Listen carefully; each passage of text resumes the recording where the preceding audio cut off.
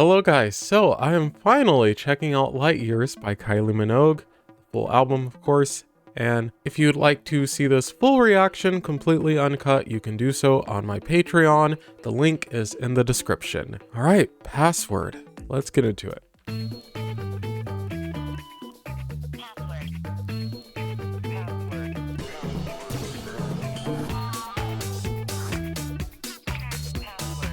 Feeling a little beachy, also a little psychedelic.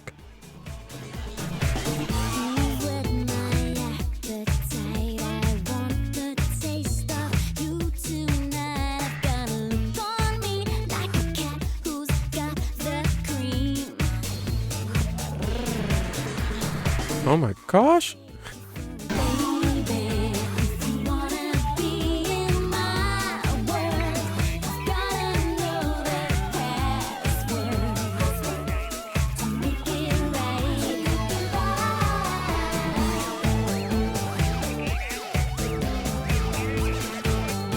Oh my goodness, there's so much happening in the background. I feel like I'm in an action sequence in a film.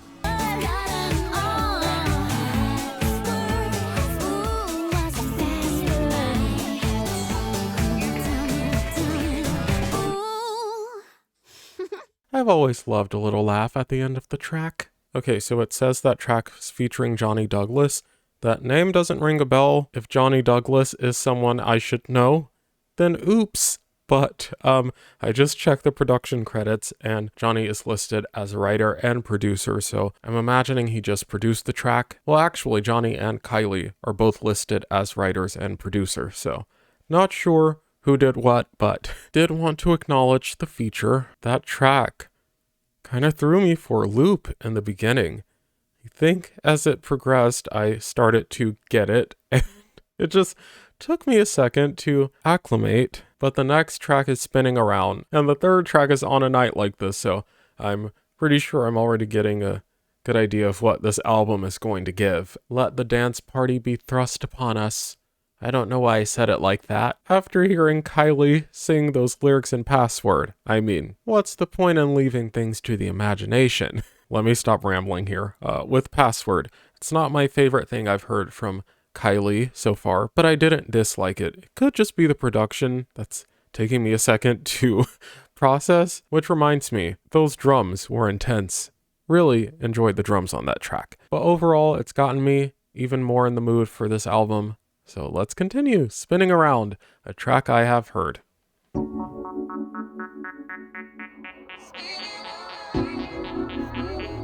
That said, it's been a while since I've listened to it.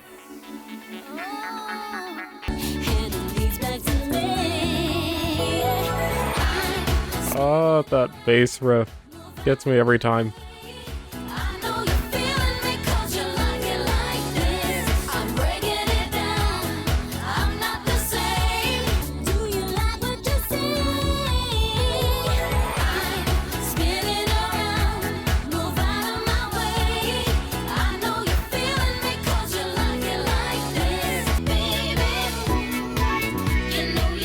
I don't think I ever noticed the talk box.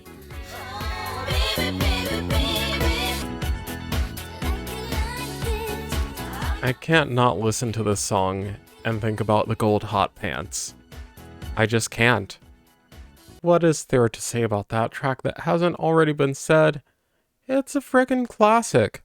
Come on. I feel like it's a perfect mixture of 70s disco and more modern R&B. Also, according to Genius.com, Paula Abdul is a co-writer on that track, and that does not surprise me. It was really nice to listen to it without the music video as a distraction, even though I do love the music video. A lot of elements hidden in the production jumped out to me because I was only listening, such as the talk box and the gang vocals in the background during the chorus. Also, I've certainly not given the bass on that track the appreciation it deserves. Right, next up, On a Night Like. Definitely never noticed the whispering in the background. That's a nice touch.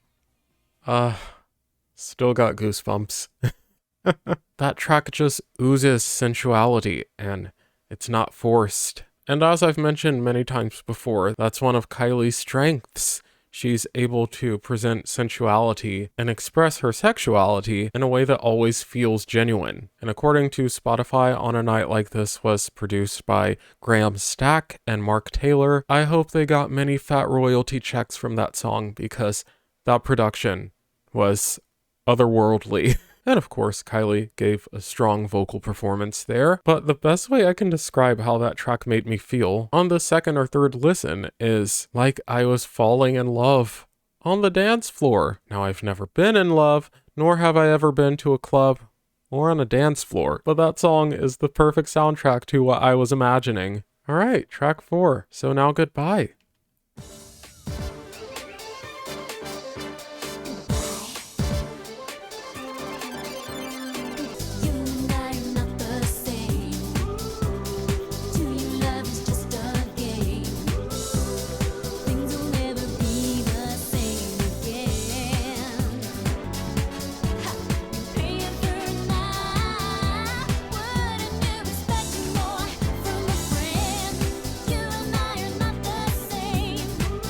She's definitely giving more of a diva vocal here.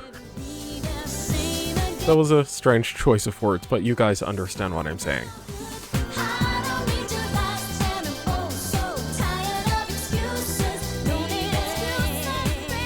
Aren't we all?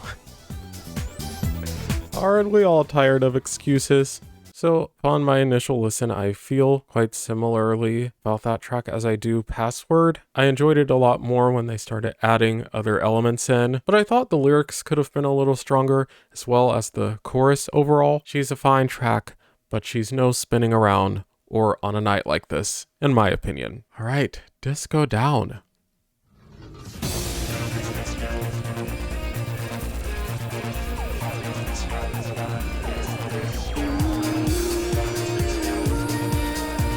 What in the late 90s video game is happening?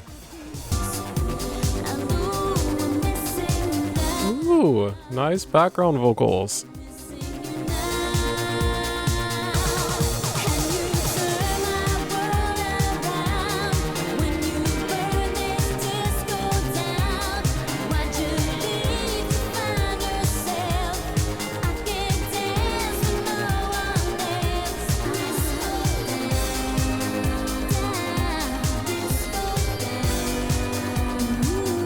Love what they're doing melodically.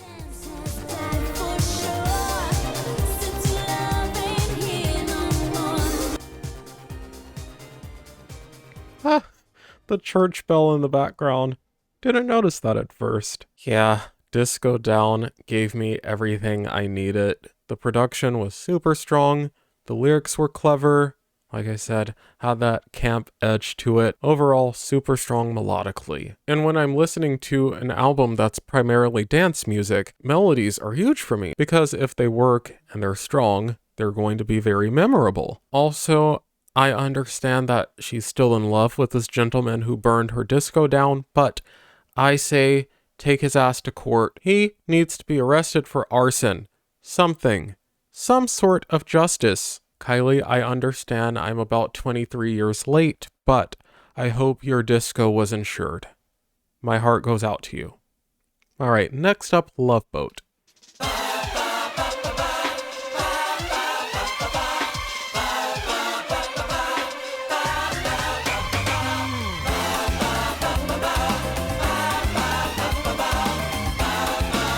What on earth?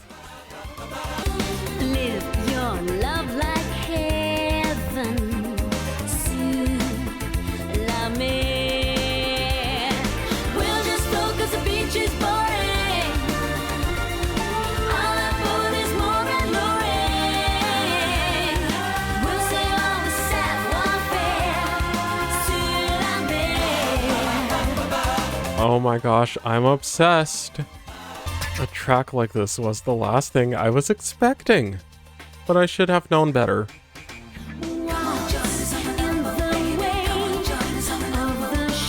Wait a minute, Robbie Williams has writing credits on this track? What?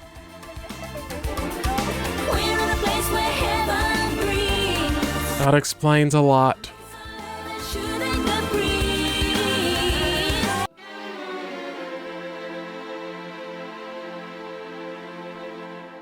I'm shooketh.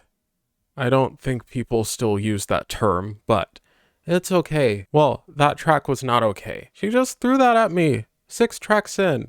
I wasn't ready. But yeah, after revealing to myself that Robbie Williams and Guy Chambers were involved with this track, no wonder it threw me off, and no wonder I'm freaking obsessed. That was incredible. I could have easily mistaken that for a cover of a song that actually came from the era she was channeling there. That chorus is going to be stuck in my head for the remainder of the day. That's a brand new Kylie highlight for me, like in terms of her entire discography. Such strong musical theater vibes, and that's why I mentioned only Kylie, I feel, could pull off a song like that, or at least take it to a pop perfection extreme. I know Kids is towards the end of the album, so I'm excited to listen to that again, but I certainly hope this isn't the last that I will hear from Kylie and Robbie together. And Guy. Alright, next up we have Koocachoo. Don't know what that is, but I guess I'll find out.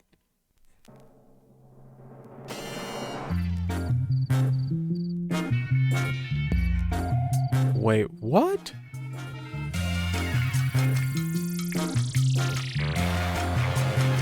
What is this album turning into?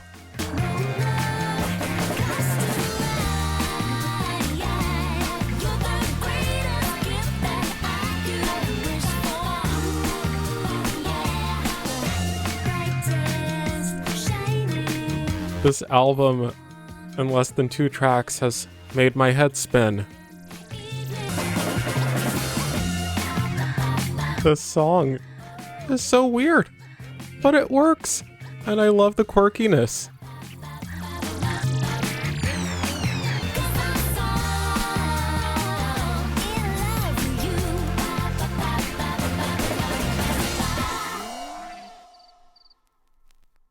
I didn't think it could get better after Loveboat, but it did. And even though I prefer Loveboat as a song, the reason why I say it got better with Koocachoo is because that was the perfect track to follow Loveboat, in my opinion. Those 2 tracks back to back have completely dismantled any guesses I had as to what was to come with the remainder of the album.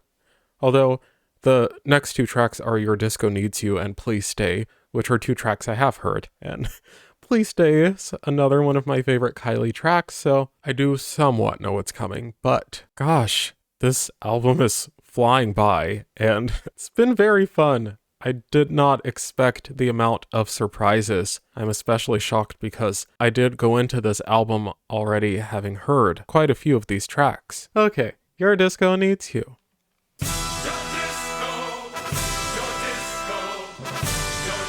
I mean, what a perfect prelude into a Pride Month.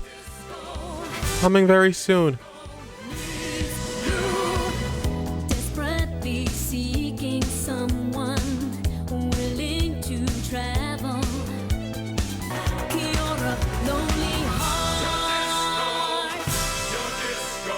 Okay, so this is another instance of Guy Chambers being involved. I'm learning that I really enjoy when he works with Kylie.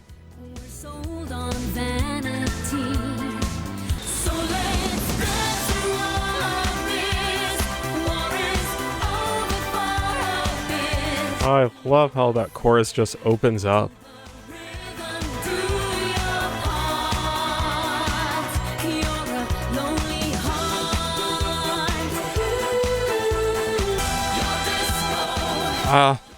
Gosh, another instance of Robbie being involved.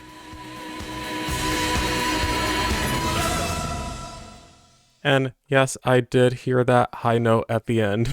Never noticed that before. Although I feel like the version that I reacted to in the music video was different. It's been a long time, so I can't remember.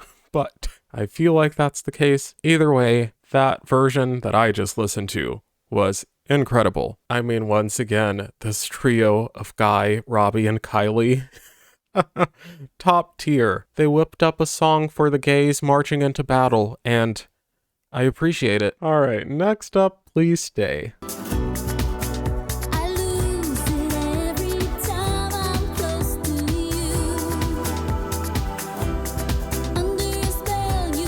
There are those airy background vocals again.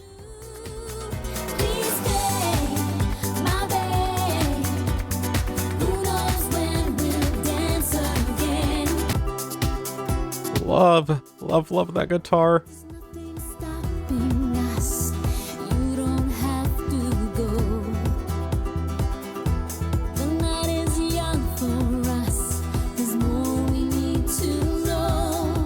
This is true. It's only 7 p.m. right now.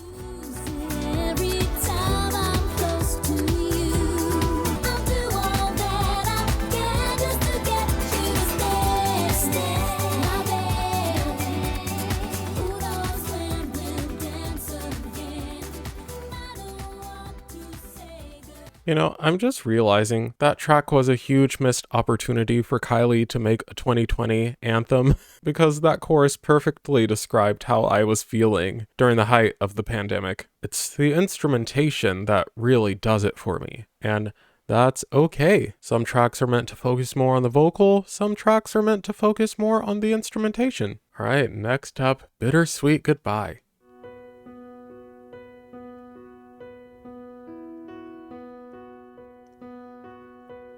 A little piano. Here we are in the dead of night. Will you keep me warm and hold me tight? Oh no. All we have. Oh boy. Okay, sorry. I just read on Genius that this track is dedicated to Michael, and now my heart is broken. But okay, let's continue. It hurts to see you go. So darling, sing me a lullaby. The piano is beautiful, by the way.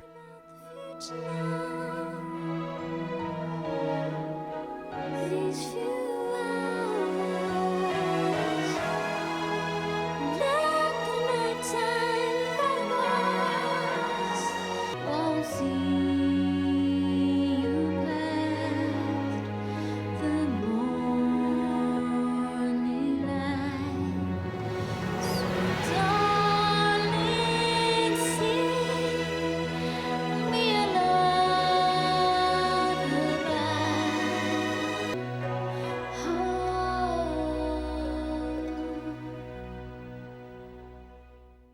Now, I will just preface this by saying the Genius annotations were not verified, so I don't know if it's true that she dedicated that track to Michael. You guys will have to let me know, but it would make a lot of sense, especially when taking into consideration the time between his passing and the release of this album. On top of the sincerity, I was blown away by the musicality. So shout out to both Kylie and Steve Anderson. Steve did the production on the track, as well as co-wrote it with Kylie. You know, meaning of the song aside, it sonically gave me the strongest Disney princess vibes, and again, only Kylie could make something like that work in the context of a dance album. That was so cool, so touching. Next up, we have Butterfly, which I of course have heard on the deluxe version of Fever.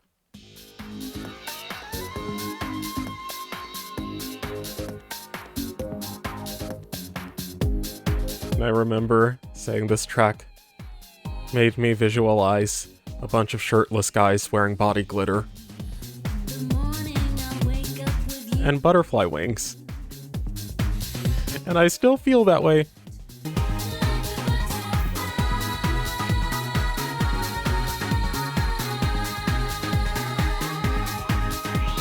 Can't get enough of this bass. One thing I know is true.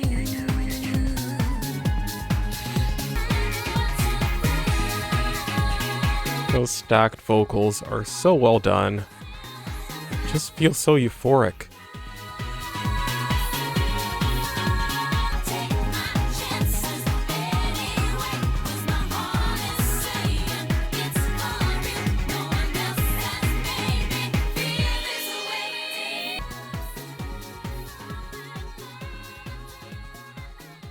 Butterfly does feel like the perfect B-side to Your Disco Needs You. Still enjoy that track, especially in terms of the production. It's just a 4-minute pride parade if you ask me. Alright, Under the Influence of Love. I'm under the influence of love, and I know there ain't no doubt about it. I'm under the influence of love, and I know I just can't live without it. Alright, Kylie. Are you sure it's just love? Can't get enough. I've just got to have all of my baby's love. I'm under the influence of love, and I know I just can't live without it. Okay, so I am learning that this song is a cover from the 60s. That would explain the vibe.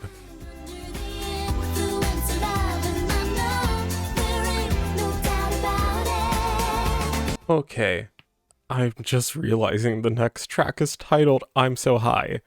Obviously, Kylie is in on the joke with me, so she just validated my humor as far as I'm concerned. I was a stand-up comedian in another life, I'll tell you that much. So with that track, I enjoyed it. I wouldn't skip it if I were to listen to the album all the way through, but it didn't do as much for me as the many previous tracks have. That said, I did really like the chorus, and I'll have to listen to the original to see how they modernized it, because I'm sure they did. Anywho, I'm So High.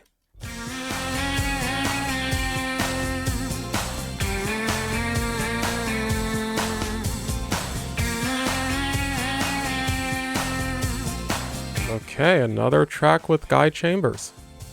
Will you take me poolside to feel the summer breeze?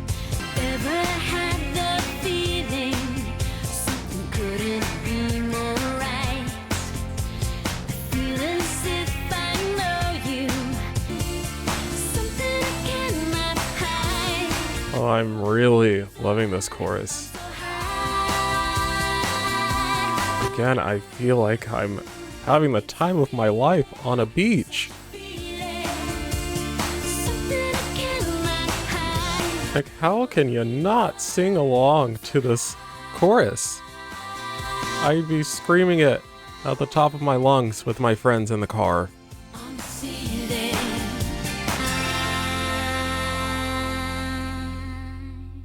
I really enjoyed that track. I wasn't quite sure where it was going at the beginning, but once that chorus came in, again, I was sold. I'm sure I've mentioned this before, but I love when I can listen to a track for the first time and it gives me the exact visual that I'm seeing with the album artwork. That was the case with I'm So High, as well as Loveboat, and a few other tracks on this album. I just like when things line up aesthetically. Also, I can't lie, part of me really wants to believe that Kylie used 2 tracks on this album to tell us that she likes smoking weed. I highly doubt that's the case, but I find that hilarious, so I'm going to stick with it.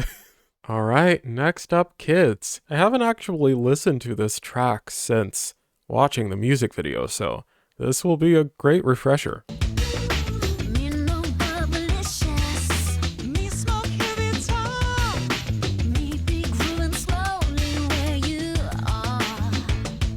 I love how it kind of goes from funk to alternative. And they made it work. Also, what the hell does me no bubblicious means? I don't know. Where I guess they can be explored. I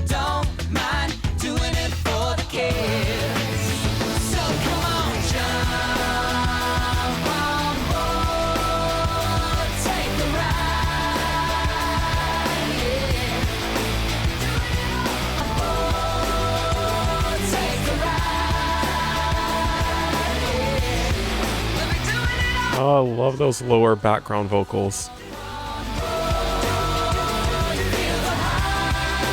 I could honestly use an extended version of that song. They could have kept that chorus going for like another 2 minutes. Ooh, with a guitar solo. Absolutely. What an anthem, and what a pairing. Love what they each brought to the table vocally, but my goodness, when that chorus comes in, it just goes off.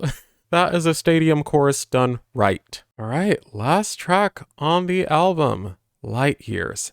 Now, I do remember her performing this on Infinite Disco as well, so I should be vaguely familiar with this track. Let's get into it. Rocketing to outer space in orbit. This has such a Giorgio Moroder feel to it. To the pop stars on the moon.